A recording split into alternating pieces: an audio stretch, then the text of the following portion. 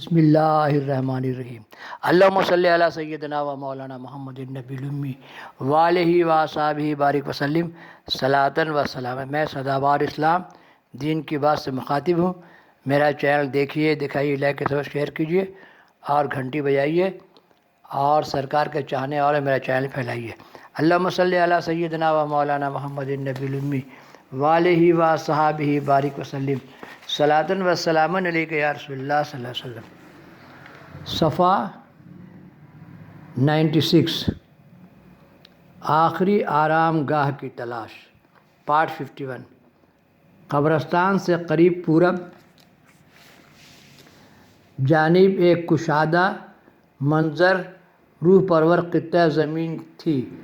جب آپ اس کو دیکھتے تو بے قرار ہو جاتے۔ شمس الدین شاہ خدام سے اس کے متعلق بھی پوچھتے اور خاص انداز سے اس پر نظر دوڑاتے۔ کس کو معلوم تھا کہ حضرت اپنی آخری آرام گاہ کو منتخب کر رہے ہیں، یا اس شہر خاموشہ کی روحوں کو تسلی و تصفی دے رہے ہیں کہ کچھ اور انتظار کرو، تمہارے خاک اب دیدہ کور کے لیے سرمہ طور بننے والی ہے۔ ذرہ چوں باشی بمہر تراب، آفتاب آفتاب آفتاب۔ فجر کی نماز کے بعد منشی فضل سرکار جب چائے کے لیے حاضر خدمت ہوئے تو مزاج ہمایوں کو برہم و پریشان پایا۔ آنکھیں سرخ اور چہرہ پاک پرجلال تھا۔ دیر تک گفتگو کی جرات نہیں ہوئی۔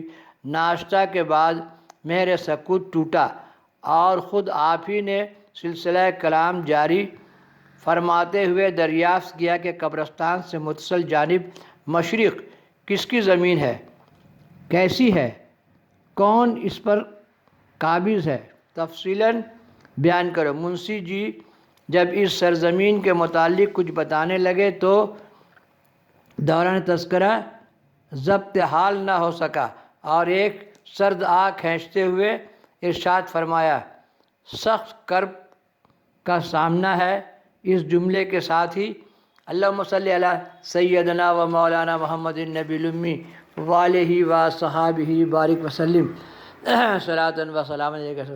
98، دوبارہ پھر مجمع پر سناٹا چھا گیا۔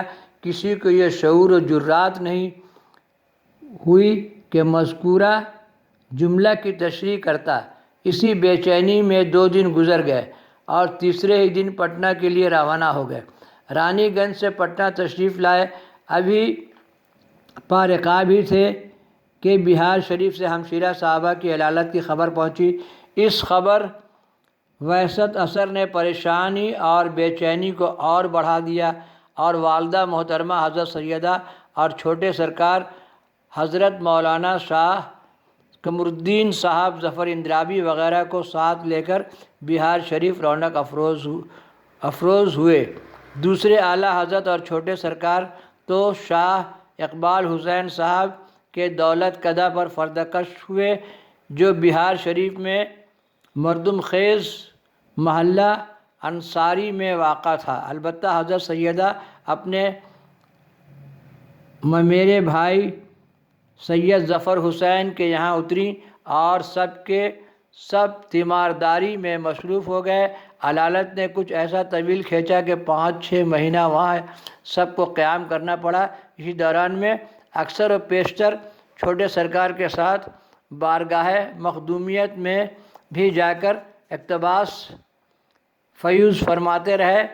آخر 15 ذی القعدہ 1397 کو ہمشیرہ محترمہ حضرت فاطمہ رحم اللہ علیہ کا انتقال پرملال ہو گیا اور تحویل تکفین کے بعد بجائے عظیم آباد مرجعت فرمانے کے بارگاہ مخدومیت کو اپنا مسکن بنا کر آستانہ کی حاضری باشی کو اپنا معمول بنا لیا۔ اللہم صلی علی سیدنا مولانا محمد النبی الامی وآلہ و صحابہ بارک وسلم صلاۃ وسلم۔ وہاں کے قیام میں کمالات و ترقی انتہائی نقطہ عروج پر تھی۔ ایک دن درگاہ شریف کی مسجد میں 2 روبرو مشرق بیٹھ کر عالم مراقبہ میں حضرت مخدوم الملک سیدنا شیخ شرف الدین احمد منیری رحمۃ اللہ علیہ کے مستفیض و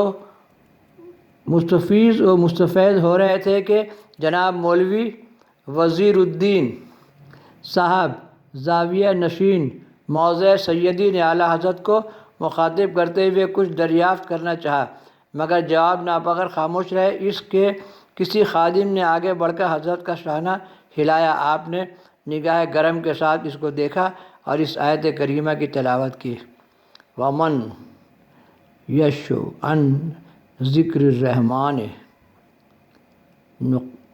نُقَیِّضْ لَہُ شیطانًا فَہُوَ لَہُ قرین۔ یہ سنتے ہی مولوی وزیر الدین صاحب پر کیفیت طاری ہوئی اور اسی عالم کیفیت میں وہ آپ کے قریب جا کر بیٹھ گئے اور دوسروں کو اشاروں مؤدب و خاموش رہنے کی فرمائش کرنے لگے۔